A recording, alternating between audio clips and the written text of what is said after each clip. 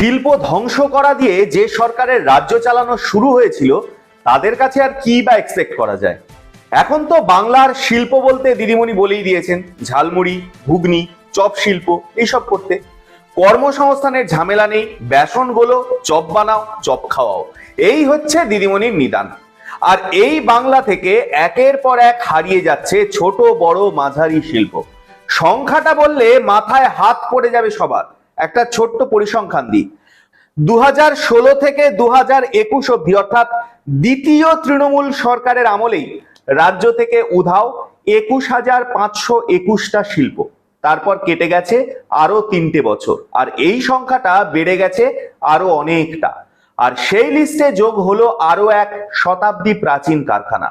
কোথায় হলো, কোন কারখানা, সব বলবো এই গুরুত্বপূর্ণ প্রতিবেদন শেষ অবধি দেখুন। আমি দীপেন্দু, দ্য নিউজ বাংলায় আপনাদের স্বাগত জানাই।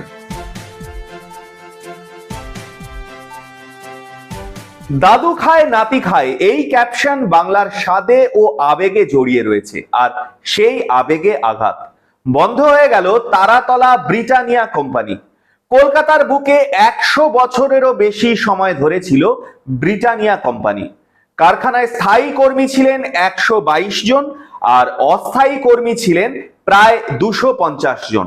স্থায়ী কর্মীদের এককালীন ক্ষতিপূরণ দিয়েছে কোম্পানি, কিন্তু ক্ষতিপূরণ পাননি বলে অভিযোগ তুলে সরব হয়েছেন অস্থায়ী কর্মীরা। এই কোম্পানিতে 2,500 টন উৎপাদন হতো প্রতি বছর। কর্মীরা কাজে গিয়ে হঠাৎ করে কারখানার গেটে সাসপেনশন অফ ওয়ার্কের নোটিশ দেখতে পান। বাংলার শিল্পে আরো এক দুঃসংবাদ।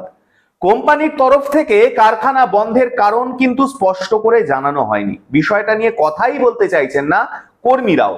কোম্পানিতে যারা 10 বছরেরও বেশি সময় ধরে কাজ করতেন তাদের এককালীন টাকা দিয়েছে কর্তৃপক্ষ। তাদেরকে এককালীন 22,25,000 টাকা করে দেওয়া হয়েছে।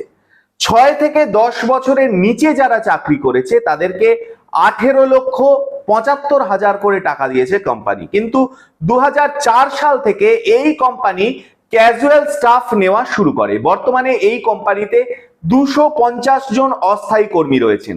তার নিচে যারা চাকরি করেছেন তাদেরকে 13,25,000 টাকা করে দিয়েছে কোম্পানি। সব থেকে বড় কথা, এই কারখানার গেটের ঠিক উল্টো দিকে রয়েছে একটা নামজাদা স্কুল। সেই স্কুলের ছাত্ররা চোখের সামনে দেখলো এই রাজ্যে বন্ধ হয়ে গেল একটা আস্ত কারখানা, বন্ধ হয়ে গেল তাদের সম্ভাব্য একটা কর্মসংস্থানের জায়গা। আর শুধু কি তাই, একটা কারখানাকে কেন্দ্র করে সেই এলাকায় একটা আলাদা অর্থনৈতিক ইকোসিস্টেম চলতে থাকে।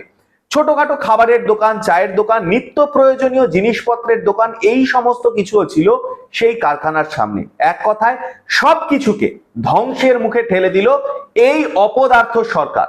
শুনে নিন তাদের কথাই।